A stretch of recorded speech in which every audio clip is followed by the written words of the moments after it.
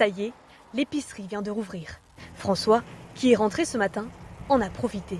Cet autre habitant rentre tout juste du médecin, mais pour la boulangerie, il faudra encore attendre. Ça fait du bien de revoir un petit peu de monde et puis voilà quoi, la vie doit reprendre.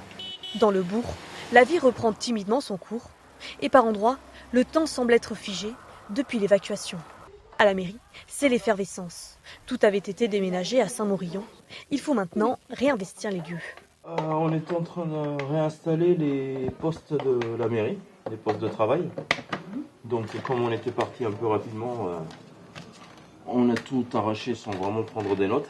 Madame, vous pouvez me dire à quoi ça va donc ? On intègre tous les locaux, avec plaisir. Voilà, on déménage, on continue à répondre au téléphone et puis on essaie de s'installer pour satisfaire au plus les habitants qui vont revenir et qui sont très contents de revenir ici. La maire, elle, fait le tour des habitations. Bonjour. Ça y est, c'est reparti ? Oui, c'est reparti, oui. Pour s'assurer que tout le monde est bien rentré. Bonjour Madame Castagne. Alors, vous n'êtes pas trop fatigué vous ? Chez soi, on fait quand même, j'ai des remèdes, j'ai des problèmes de remèdes. Il faut que, alors, vous savez, là, depuis hier soir, c'est bon.